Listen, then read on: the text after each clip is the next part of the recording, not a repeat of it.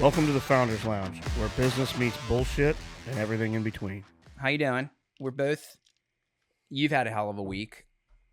Mine is semi-hellish, but I don't think that's ever going to change. I've had a hell of a 2 weeks. Hey, you've had a bad, The last 2 weeks. I want to say bad run. Yeah, you've had a run, man. With Yvonne's surgery, and then Oh, shit. Yeah. Tell us about that a little bit, man. she had sorry, I'm putting Do you care if we talk first about it? show Zen in. Wake you up. It's like a little battery. Do you think we could get Zen to sponsor the show? Or are we too The small? way you pop those things. Yeah, she had emergency appendix surgery last Monday, or late night Monday. Yeah. She was just complaining of stomach issues Sunday during the day. Excuse me. And then woke up Monday, went to the office, did our leadership meeting, and the whole time she's sitting there doubled over, feeling like shit. And I kept looking at her. I'm like, you all right?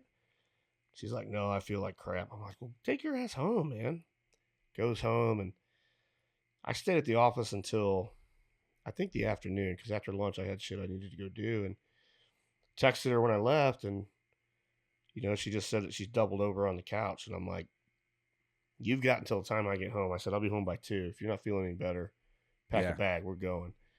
And so sure enough, I got home and she was feeling like crap, so ran her to the emergency room, and finally, I think around 9 o'clock that night, she got the CT scan back, and it was appendicitis. So had to drive her to the other emergency room.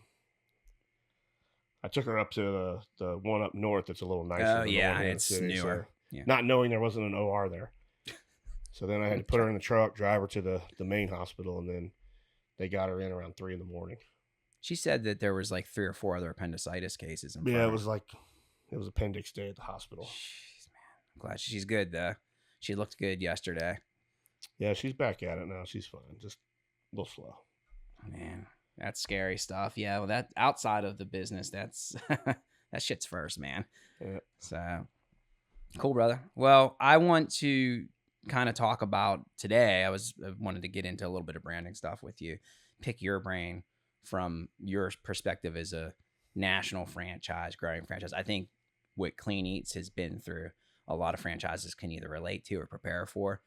The one thing that I don't think is going to change in terms of market and branding, but will only get more intense, is we call it brand blur, but what it really means is where you think your audience knows you, but they really don't. They start mixing your deliverables, your persona up with other competitors out there. And the reason I wanted to do this was because I geek out on this stuff, and I was looking at a recent campaign that Domino's has been running. I think we're allowed to say their name. And the whole campaign was that you're dealing in pizzas.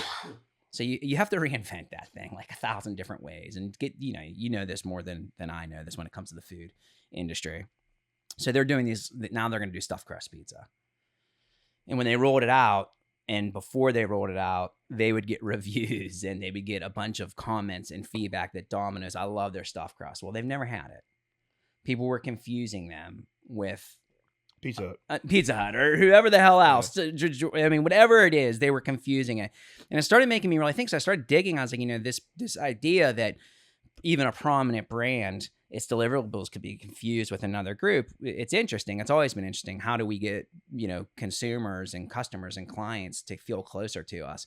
So I started digging a little bit more, and then I realized, there's stats everywhere, and we won't water this down with stats, but some of them are important. There's like Forbes said 4,000 to 10,000 brand exposures a day on average.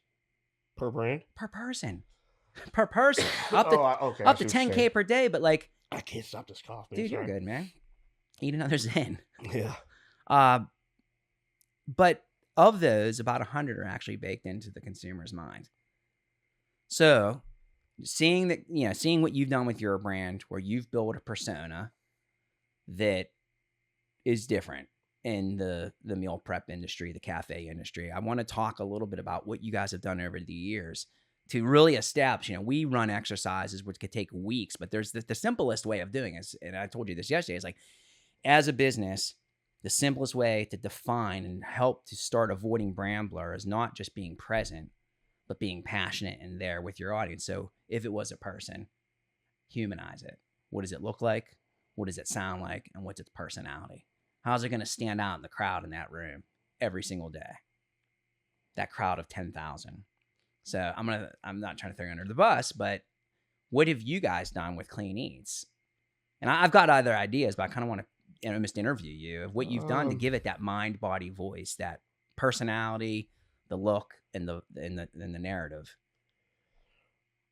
Two things that we've always stayed extremely hyper focused on. One of those, now that our franchise system has gotten to the size that it's gotten, has gotten a little harder for us to maintain. And we're starting to see, I don't want to say issues or problems. They're not issues or problems.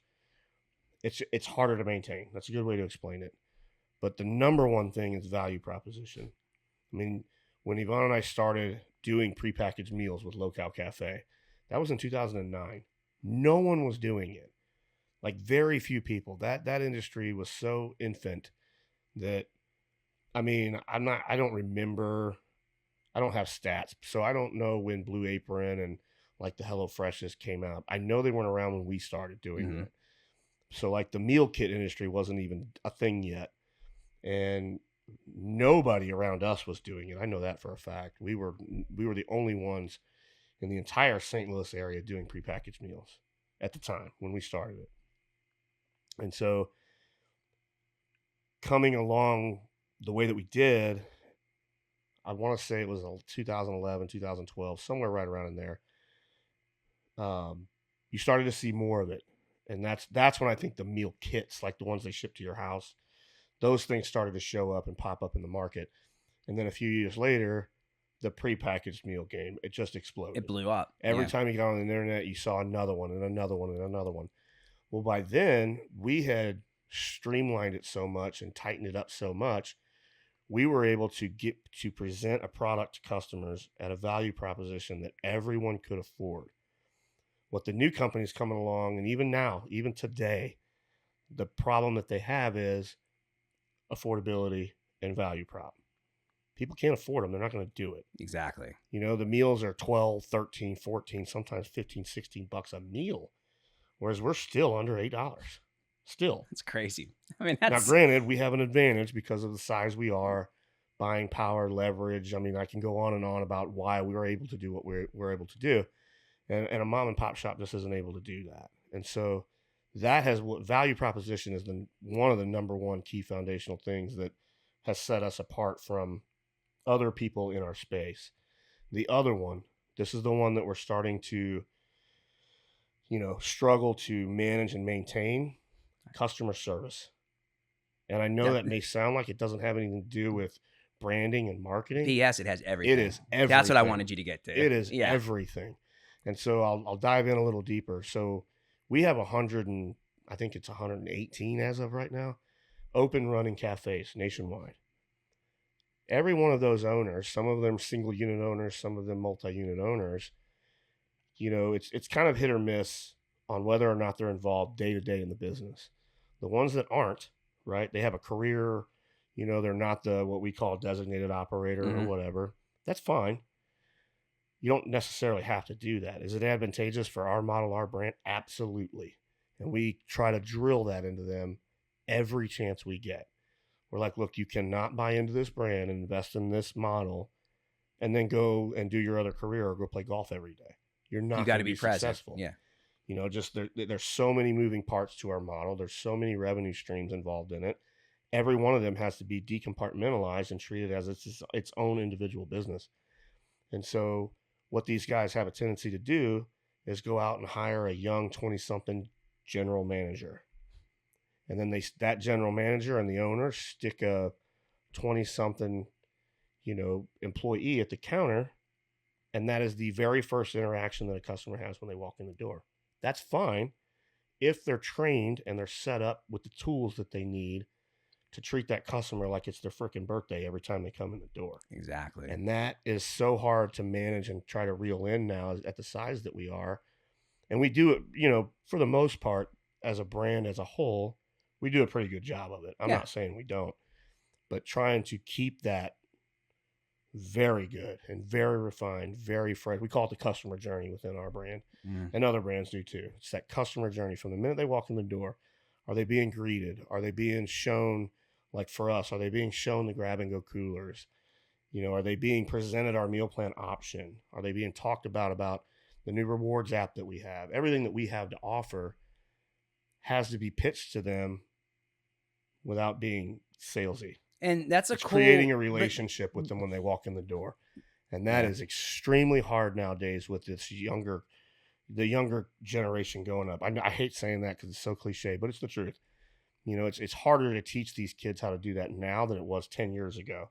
But the ones that do it really well, and I feel like we do a pretty good job of it. And when I say that we're struggling with it, it's just struggling trying to keep up with it. Yeah. You know what I mean? Yeah. Those are the the two biggest things that we do that I think separates Clean Eats from other people in our space. And I think for anyone who is leading a business, whether you're the owner, whether you're at the front, it's that human touch, that humanity that people more now than ever That crave. is never going away. It's only going to get more intense and this is where I kind of wanted to talk about. Well, the easiest answer to avoid being seen as every other brand is customer service, building what they call in marketing like a para relationship, where the customer para relationship, all that means is it's a term for like when an individual feels a connection of familiarity and intimacy to a celebrity or something that doesn't even know they exist, but they feel like they know they exist. Brands have been trying to accomplish it for decades. The way to get to it is by having that human connection. Because guess what? 56% of customers don't really know the difference between what I'm bringing and what other agencies are bringing, what you're bringing, when it's those human moments. And then you guys have done some interesting stuff too, I feel, with like the Clean Eats Kitchen portion. Yeah, like jump into that. Yeah. So we have another hurdle that our brand specifically has to jump.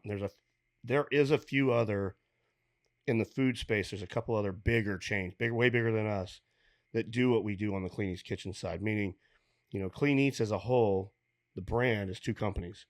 We have Clean Eats Franchising, which is the restaurant, fast casual model that a lot of people know, a lot of people are aware of. And then we have the Clean Eats Kitchen model that is a distribution model, shipping meals to customers' doors, right? Yeah. We try not to do that within our franchisees' territory. We try our best to protect that. And we've got a lot of, interesting ways that franchisees can participate in that internally. And that's a boring topic. I won't get into that. But getting to my point, the hurdle we got to get over is customers don't know the difference. And at the end of the day, they don't care, right? They don't. I'll just call it what it is. No, you're so like wise. if a Clean Eats Kitchen customer in Portland, Oregon, we don't have a store in Portland. I'll just use that one as an example. If they order meals, they don't care whether it came from a restaurant or a distribution center in Salt Lake City. Even if we had a cafe there, they would, so let me change this. I'll use Chicago because we do have a store there. So like our store in Algonquin, if they get somebody calling in from who ordered Clean Eats Kitchen meals, right, and had an issue with the order, Mm-hmm. right? The hardest thing for us to do is to tell that customer that it's a different company. It's the same brand, different company. Yeah. And so the franchisees get a little, I don't want to say mad, but they get a little aggravated when they get a lot of customer complaints on the kitchen side. And they're like, look, this isn't us. And so that's another hurdle that even still to this day, we try to battle in helping the customer understand that it's not the same, person delivering that product. It's like sister brands almost. Understanding that at the same time, they don't really care. They just want the problem fixed. You know what I mean? I Well, know that sounds so simple. It's not. I mean, you just described brand blur. Is the deliverable to the customer is Clean Eats Kitchen, Clean Eats. Within internal, I don't even know how. Yeah, they're two separate businesses. They have two different reaches, right? Territories. But I have seen myself where I'll go to a market where there are no cafes. But I love Clean Eats. I get their stuff shipped all the time. Yep. Yeah, we have another example. Yeah. It happened actually twice yesterday, just yesterday here in Wilmington. Yeah. I was at the office yesterday morning, and I got a instant message on Facebook, and it was this older couple from here in town. They've been customers of ours for a long time. They're fully aware that we've been here forever. We've been here 10 years, but they don't get around much. and they don't try. They don't. Yeah. And so they order from the kitchen, have the food delivered, and they had an issue with their shipment. A lot of the meals they got UPS pretty much demolished it. I Yeah. won't even get into that because that's another issue with shipping and whatever. Those guys take those boxes and think it's Oh, NFL yeah. Sunday. Oh But yeah, I've anyway, seen them. she sent me some pictures and her meals were damaged and everything. And she's like, "Well, I took these to the cafe and they weren't able to do anything with it." And I go, "Okay." I said, and I pointed her in the right direction and got her taken care of. But then I was like, "Hey," I said, "you guys have been here for a while. Do you know that you can get the same product at the cafe?" And she said, "Yeah, we just we don't get out and drive much. We're just at that age. It's more convenient for us." I said, "Okay." I said, "Just if you ever have an issue again, go to this person and we can solve your problem a little quicker." So that's a little bit of a hurdle for us, especially nationwide. It's easy for me here in town, but Yeah, I mean, across the nation, it's a little difficult. yeah, you've got a different beast altogether with the two separate companies that carried under the same brand. But other big brands do the same thing. Look at what Dunkin' does it.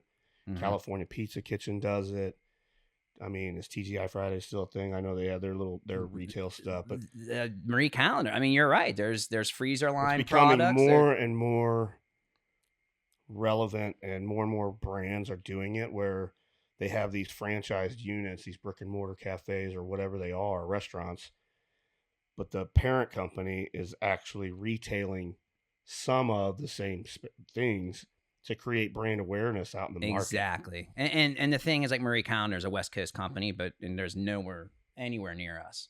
But I can go to Harris Teeter today or whatever grocery store you shop at and find right here, even in North Carolina, they take top shelf.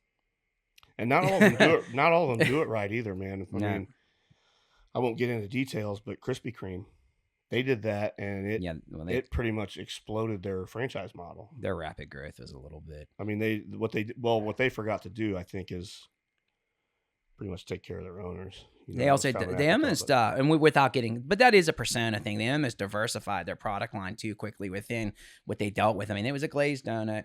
It was this. You went, you ate, it was hot. You get a thing of coffee. That is what they blew up on from bricks and mortar, and then it became fall donut. Everything became like, and then they started bleeding into what you would get at a Dunkin'. Mm-hmm. So the one thing I do want to I want to bring up, because I have it in my notes, and it's something else that you can do as a business that you guys have actually done on the Clean Eats Kitchen side, is if you're having a hard time saying, well, how do I build humanity into my inanimate brand? Like, how do I give it a persona, a look, a voice, a personality that people can form a relationship with? There's other ways of doing it from scratch. You can do the anti-campaign, the anti-personality. We're the group that doesn't do subscriptions. Like that's what the kitchen has always done. And I don't even know if you guys did it I know it's been used as a call to action. Hey, no subscriptions. But that is a huge differentiator. That's how I can remember Clean Eats Kitchen over every other meal delivery national services. Oh yeah, they're the ones that don't do meal subscriptions. We do it at the cafe side too, on the franchise side. Right? Yeah. So I can't tell you how many people, I say people, meaning advisors, consultants, different executive employees we've brought in over the last 2 years have come in. Very first thing they look at, why don't we have a subscription model? So then I got to sit there and tell them, look, the subscription model, yes, on paper, when you put numbers to it, it's an easy way to grow revenue. Yeah. But then you lose customers, because then some of that trust goes away when they realize, hey, I've been paying this money and I'm either having issues with the product or I don't order every day, but I'm still getting charged. Next thing you know, they're unsubscribed. They cancel the subscription and move on. I don't have an issue with subscriptions. I just have never really wanted to do it within our Clean Eats model, because I like the fact that the customer knows, hey, they're not charging me on a week that I don't order, Yeah. And that just has created trust in our brand over the years. There's been a few times where we've actually thought about it. We think about it all the time. We always just come back to that customer experience is a lot better without it.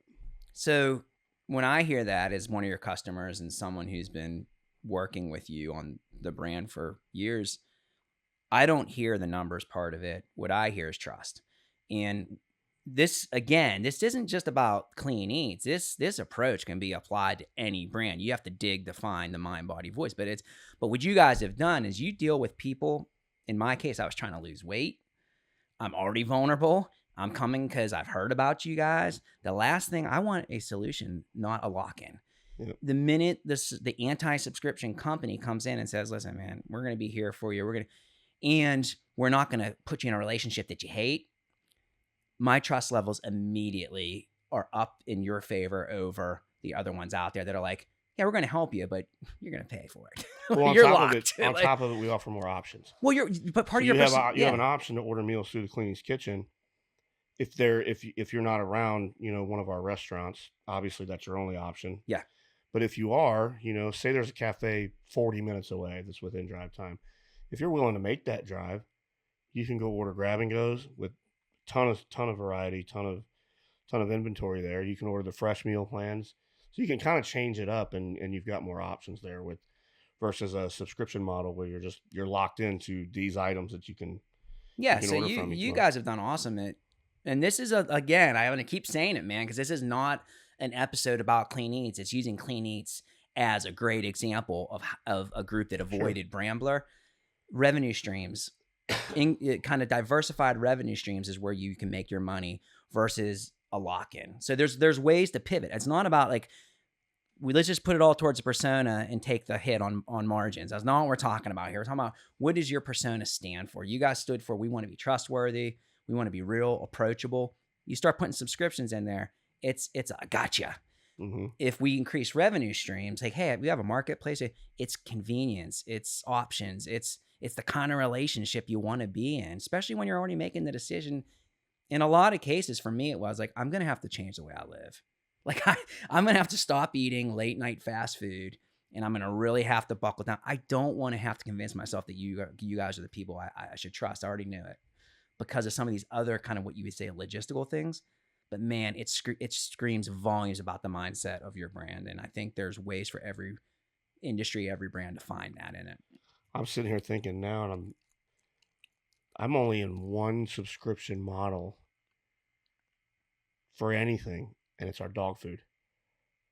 Like I'm not a subscriber. Not crazy. Yeah. To, I mean, when it comes to products, obviously we have streaming. I'm in a ton of them. I mean, but actually subscribing to things for myself, nothing.